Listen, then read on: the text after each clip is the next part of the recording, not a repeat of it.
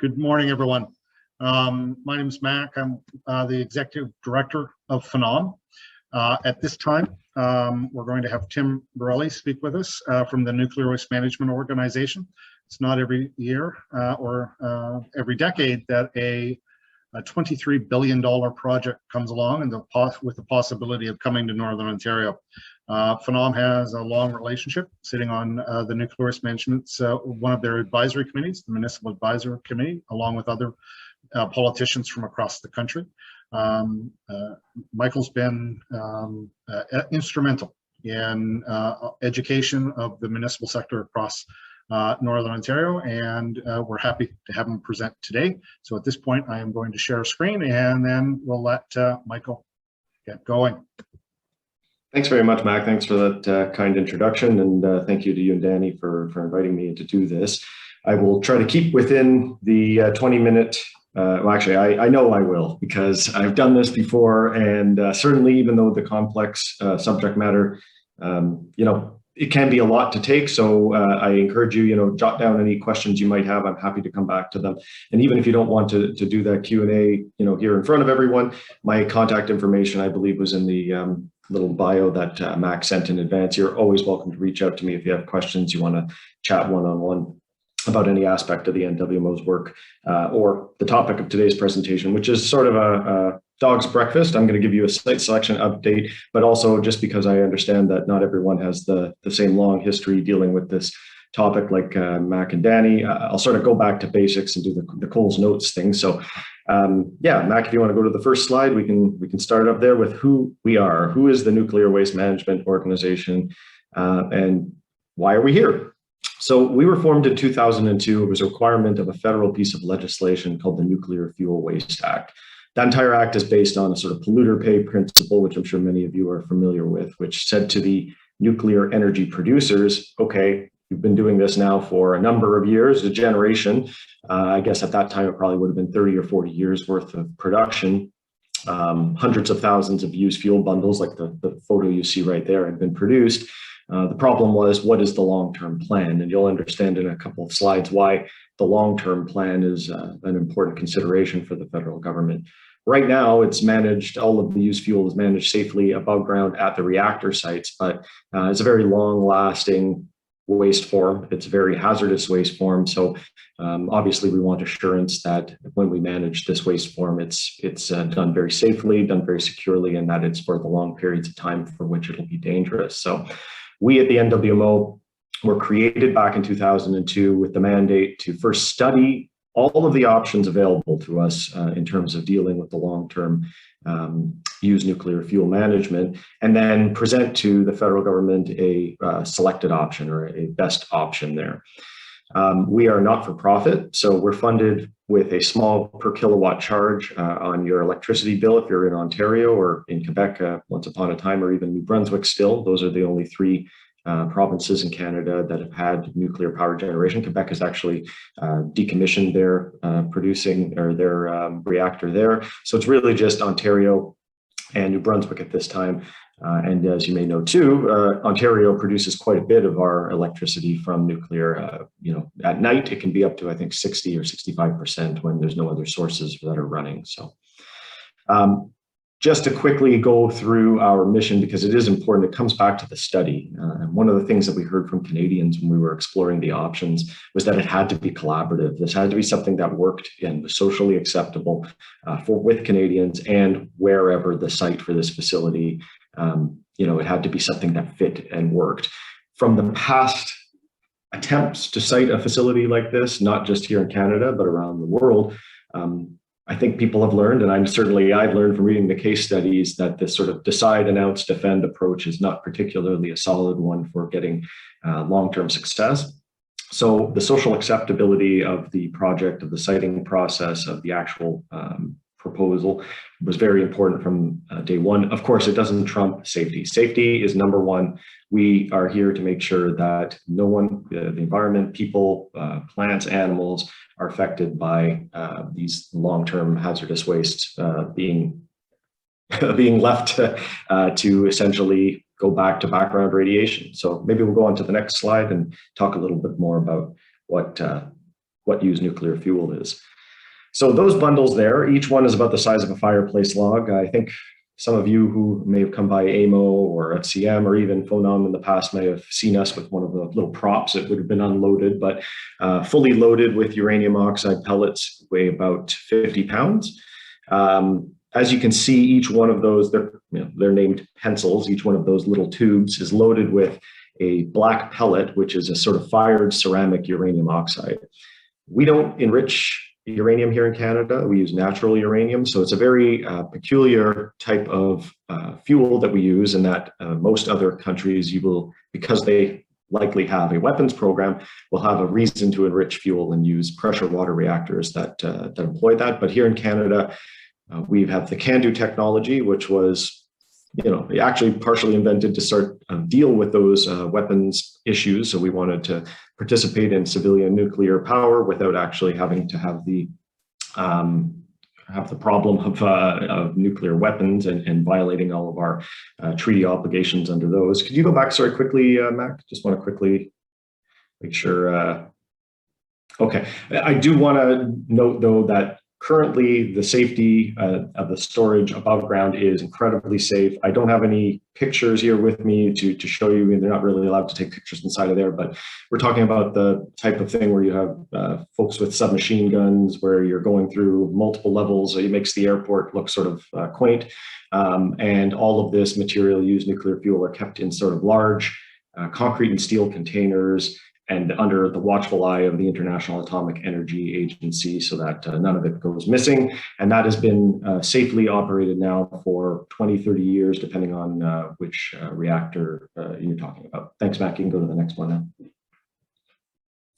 So what we're proposing is something called adaptive phase management. That whenever you hear anyone from the NWMO say this APM, adaptive phase management, that's the project that we presented to the government in 2005. In 2007, they said, go ahead, you can go ahead and do this. And what it employs is a deep underground repository. So imagine sort of an underground reverse engineered mine. And this is based on the sort of natural analog that the uranium came from deep underground. We don't even enrich it here in Canada. Of course, now it's irradiated. It emits large amounts of radiation, especially when it first comes out of the reactor. However, that amount of radiation decreases rather rapidly. What the issue in terms of health, safety, and hazardous nature of the material is that it's radioactive for a very long time. So we don't have any systems in place right now as a species, shall we say, to manage a material for the length of time that we're talking about.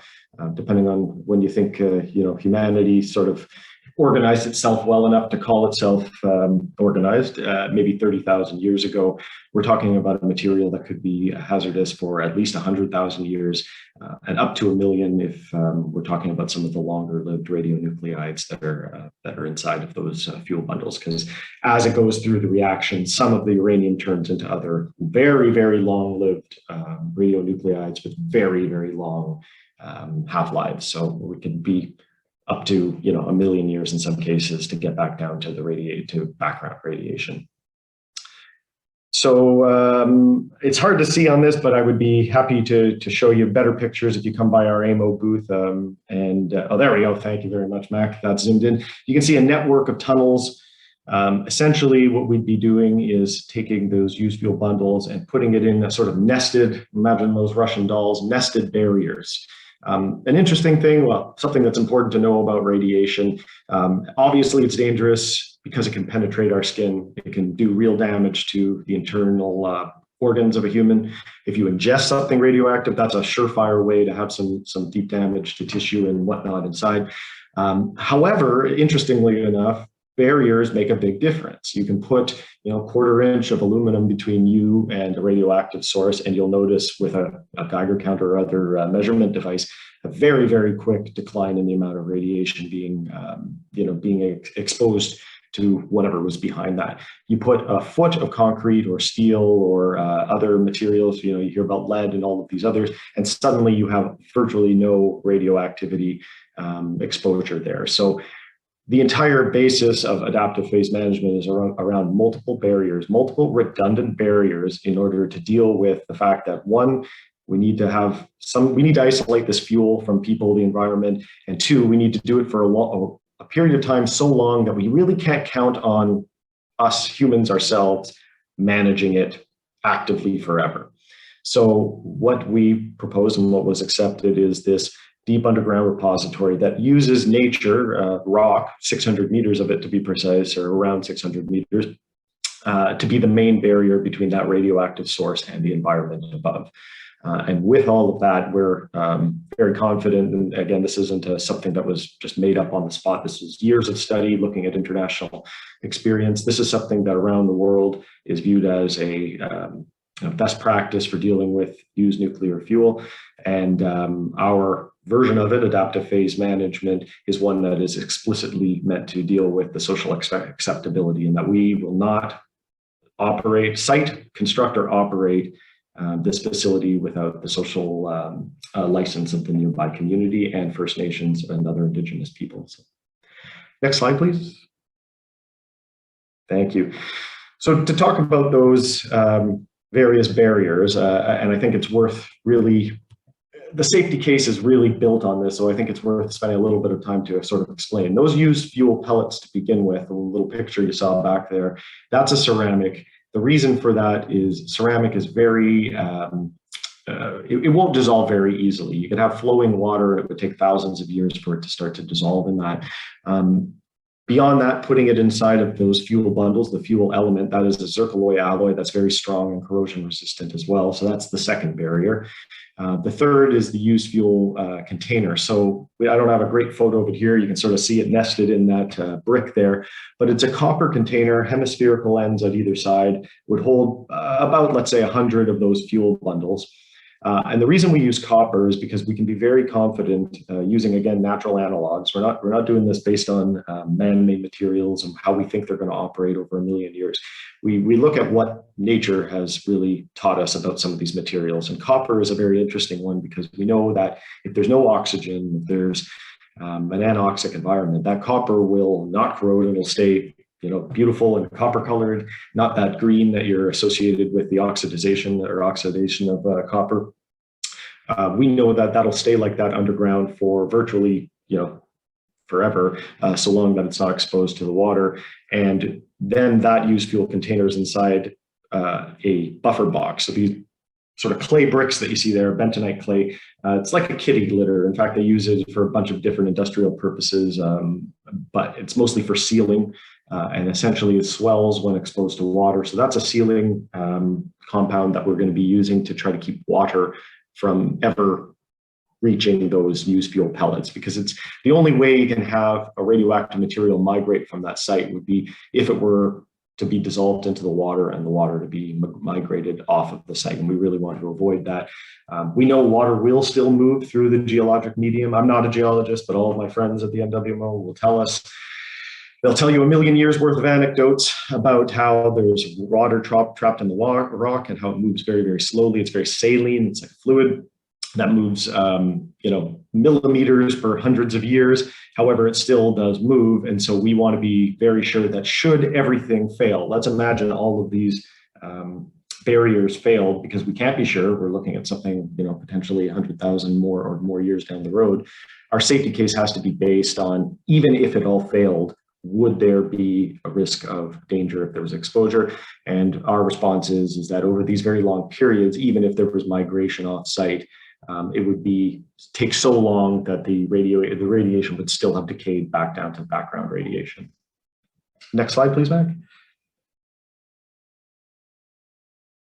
So APM, or our project, Adaptive Phase Management, is very long-term, even though it was presented back in 2005, okayed in 2007, and we've been working on the siting process since 2009 or 2010. We're really not looking to have an operating facility until the 2040s, and that's assuming everything goes to plan. So as you can see from this timeline, we're still very, very early in the process. We're at site selection, which we are doing studies, both technical and social in nature, in order to determine which of the two remaining sites might be the preferred one from our point of view. We hope to make that selection in 2023.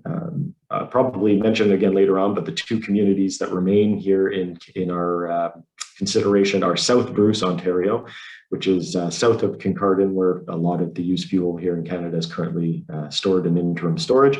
The other location is in northwestern Ontario, called Ignis. It's sort of between, I guess it's not too far from Dryden and about 3 hours northwest of Thunder Bay. So those two communities stepped forward a number of years ago. They were two of 22 communities that put their hands up and said, we want to learn more about this siting process. No commitment. We're not saying we're going to do it. We just want to learn a little bit more. And that works great for us. Our siting process, like I said, is oriented to finding that one site in a willing and informed host community. And we used that learn more process for many years to let the communities find out about themselves what they wanted, and also for us to learn more about the community and whether it would be appropriate to host this $23 billion infrastructure project. Regulatory approval takes very many years, design and construction, a decade. That's very far down the road, and transportation, of course. Once we have everything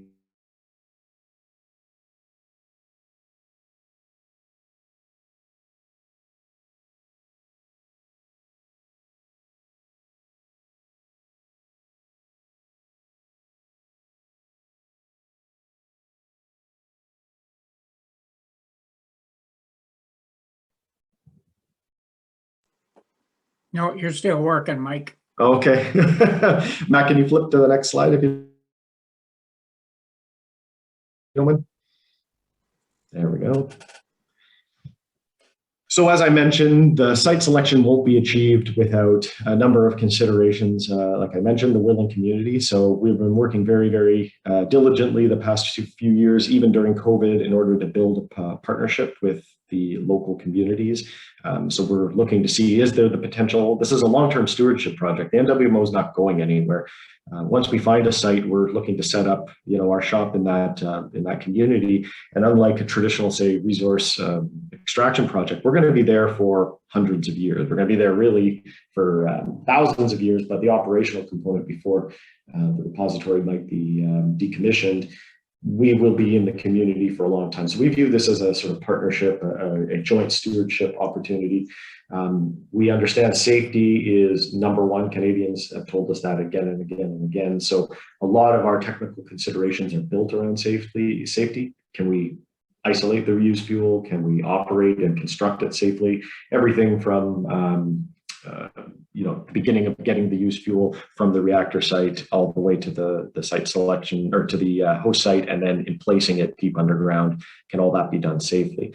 And then transportation. This one I imagine would be of considerable interest to you and your members, Mac and Danny, if only because the route to northwestern Ontario almost certainly goes through a number of communities that are FONOM members. So certainly if you have questions about transportation that pop up during this presentation, I'd be happy to take some of them back with me to my colleague, Caitlin, who is our transportation manager. And she loves reaching out and talking to people, and I'd be happy to set up meetings with her too if you have further questions about what transportation might look like. Again, that's many, many years away, but we are very early in the transportation planning process because we want to get relationships on the ground now so that we can understand ahead of time what people are going to be requiring when we actually implement this plan to transport. Next slide, please.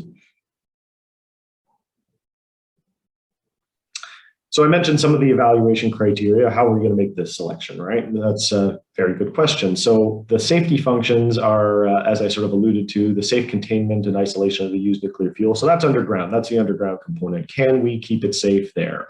And there will be long-term monitoring for, upwards of 60 years. It could be more, up to 300 years if the community so chooses. That will be to make sure that we understand the underground materials are behaving the way that we expected them to. And there is the opportunity to retrieve, up until a certain time, there's the opportunity to retrieve the used fuel from underground should it not behave the way that we are expecting. The long-term resilience to the geological processes of climate change. That's an interesting one because at first we assumed that this would be, well, what happens if we have another ice age? You know, the area that we're all living on now, depending on where you are, could have been under 1 kilometer to 5 kilometers of ice, all pushing down on the earth below. And believe it or not, that does have an effect even 600 meters underground. So we were very keen on making sure that what we built, the repository underground, would be sufficient to withstand another glaciation period, expecting one down the road. Now, of course, you know, in the 15 years I've been at the NWMO, climate change the other way has become an issue that people want to know more about, how we're going to adapt to global warming. Basically doesn't make a huge difference at this point. However, one of the things that people have been bringing up more often, and I think it's a wise consideration, you know, people have asked, is part of the reason we want to put it underground because we're less confident that if we can keep it safe above ground with social disorder or social breakdown potential down the road. Don't have a great answer to that question other than we're prepared. However, it is a very interesting change in the, say, decade or so that I've been meeting with people out in the public that we've sort of swung from one side to the other. The isolation of the used fuel from future human activities. This features into what we're looking for underground. People ask sometimes, what type of rock are you looking for? Actually, the two sites are in different types of geophysical media. We have a sedimentary rock down in the Southern Ontario location, and it works fine. It's great. You know, clay can be very good. And then up in Ignis, we're looking at mostly, well, almost exclusively granitic or igneous rock there. So we want to ensure that future generations are not going looking for a resource or exploitable resource. So we've really stayed away, and that was one of the deal killers when selecting or when doing our early screening was, are there exploitable minerals nearby? We don't want a future generation going to look for gold, copper, whatever, and then accidentally intruding on our repository down in the future. The amenability to site characterization, that's essentially, can we actually figure out what's underground using boreholes? And by this point, we're confident that the two locations we can do that. The safe construction, operation, and closure of the repository is still being assessed as well. Can we build it safely? And then, of course, like I mentioned, the safe and secure transportation routes. Next slide, please, Mac. So where we are now, I guess you can skip this one too. I'll give you a little update on what we're doing, what we're actually learning in the communities, because we're at an exciting point in our operations. Next slide, please, Matt.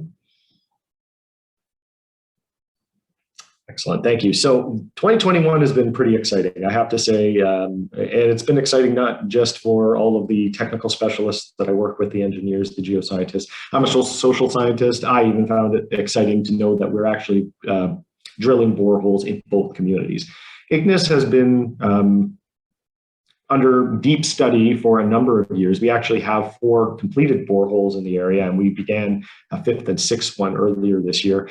But a real milestone was beginning our first borehole in South Bruce. One of the challenges working in South Bruce is that it was all private land. Up in the Northwest, we still had the option to look at Crown land and have access to it, explore and do the borehole drilling. That was a pretty straightforward process. However, in the south, we needed to go through a land access process that I'll mention in a minute in order to actually have options on private land in order to do these studies. So we started that on April 1st, very exciting. It also, of course, has pushed the discussion around partnerships too, because it's very real to the people in the area now. And clearly, you know, there's signs marking where the area is. We're in the newspaper all the time. So, you know, for many people living in the area, this is getting real. And we are using that in order to explore the potential for partnerships and also to build awareness of the project regionally. We understand that, you know, this is a big project, 23 billion. When you look at the size of the communities that are still in the site selection process, it's, you know, pretty unlikely that any one community would be able to absorb all of this economic impact. So we're looking at the neighboring and the regional municipalities, as well as the local Indigenous communities, as part of a broader partnership in order to make sure that we can make this project a success. The socioeconomic studies, are starting this year too, which is exciting for me. And we'll talk a little bit more about that in a couple of slides. If you see that third photo down though, that is one of those used fuel containers. And if I ever get Danny into our, as Mac mentioned, he sits on our municipal forum, we have a demonstration facility in Oakville where we have a few of those under that have been constructed for testing purposes. And it's a very interesting facility to visit, to be able to see and touch some of these materials, because you won't be able to see or touch them once we put them underground. So next slide, please. So like I mentioned, the land access process in South Bruce, it took about a year and a half. You can see from that map there exactly where the site that we've assembled land is. Those two little dots are the proposed borehole locations. I can't tell you offhand which one of those is the first one that we started. However, those are the pieces of land. There's also, I think, a piece of land that you can't see here on the other side of the municipal boundary, or you can sort of see in that dotted line at the left, there's a little shaded area. That's in the municipality of Huron-Kinloss. And that was an individual who I guess owned a bunch of land, and they made that part of the conditions of us being able to purchase or option that land. So we have a number of properties that we're still looking at in the area. We need a contiguous site. It has to have an exclusion and a buffer zone around it. So there's still a little bit more work to do there. But like I said, the big advancement was being able to drill our first borehole. And that'll help us confirm what we think we know about the underground conditions at the site. Next slide, please. I think I've talked a bit about this, but I think the pictures are sort of neat. There's some of our very happy geoscientists holding a core sample. Very cool to see them pull up, a kilometer's worth of these core samples. They're kept on site in both of the communities, one in Teeswater and one in South Bruce, and then they're investigated and analyzed by our technical teams and by the consultants and contractors that we hire to do third-party analysis as well. So, next slide, please.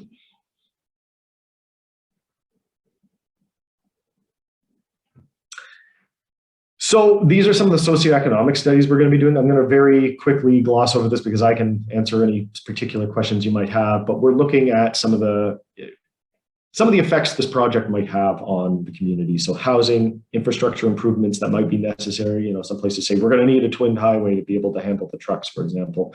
The environmental studies are very important. We're doing a lot of baseline environmental studies to make sure we know what does the area look like now, so that we can be assured if we're the cause of any changes to the area. And of course, health and well-being is very important as well. People want to make sure that there's nothing untoward or unsafe about this facility. So we're going to be doing some health studies, and to make sure also that the project, if it's located in that community, one of the promises we made is that a community shouldn't be worse off for having hosted this project. So we want to really study what the potential negative and positive effects of this project might be in a community. Next slide, please. This is just a little illustration that we had from a 2015 economic study for the town of South Bruce, just to give you an idea, or the municipality of South Bruce, just to give you an idea of where the range of the job numbers that sometimes you hear thrown around, where they're coming from. So right now we're still in the siting and licensing phase. We expect at its peak there'll be about 95 jobs between the NWMO batch people like myself or consultants and contractors that we hire. And that would range up to about 2,200 during the operations and construction phase. Like that, those are very resource intensive. They're also very people intensive. And that's why we really need to do our due diligence when it comes to some of the socioeconomic studies. For example, is there enough space in some of these communities for people to live? Or are we talking about a work camp? Or are we talking about people who might live outside of the community and then commute in? And all of those have different effects. And people are very interested in knowing, is that actually a benefit for my community? Which is a very fair question. So next slide, please. And Michael, you have about 2 or 3 minutes left, okay? Sure, let's skip through. Yeah, what do we got here next? Let's go past that one. I mentioned that we do a lot of Indigenous engagement. I can answer specific questions on that too. Transportation, I've sort of talked about a little bit too. Happy to answer questions specifically about that if there are any. We can skip through that one. And then this one, I'll just end by saying, again, this isn't a napkin plan that we developed ourselves. This is reflective of the best international practice. We are not the only country that is pursuing a deep underground repository. We work very closely with our cousins like SKB and Pasiva. That's the Swedish and Finnish authorities that are doing very much the same thing and have actually started construction on underground repositories. And we have a lot of partnership agreements with Canadian universities to make sure we have access to the best and brightest, but also the newest research on the topic. Next slide, please. I think that's it, actually. So there we go. This is us on social. If you're a Twitter user or an Instagram user, I encourage you to follow us. And like I said, my contact information, I encourage you to get in touch with me directly should you have any questions or anything you want to discuss. I'm absolutely happy to pick up the phone and set up a Zoom meeting or chat with you on the phone if that's helpful. And I'll turn it over to take any questions should you have any. So the only one that just came in actually was in the list of universities, they seem to be all from out of Northern Ontario. I know there's not a lot of nuclear research going on in Northern Ontario. Is there a commitment from nuclear waste management to work with, if it is a put in Ignis, are you going to work with Lakehead? You're going to work with one of the northern universities? Yes, so one of the first things that's going to happen once we have a site selected is that we're going to build a center of expertise or center of excellence in the area or in the community. And that's one of the firm commitments. And that would allow us to have our research and operations located in the municipality and then also build those relationships with the nearby educational institutions. We have very soft, we've already spoken with many of the northern institutions for other purposes. We don't have any real research agreements like you mentioned right now, though that previous slide was really mostly about where do we have a research sharing agreement. However, as we work in an area, we'll certainly be doing that. I know I'm working with an individual right now actually trying to get some folks from, I think, Lakehead to come through our Mobile Learn More exhibit in October. So that's something just to raise awareness in the area. Like you mentioned, a lot of it has to do with what the expertise is, but as we get into the post-siting, shall we say, phase, there'll be a real impetus to work with local experts, not just technical experts, but also those social and economic ones as well. Okay.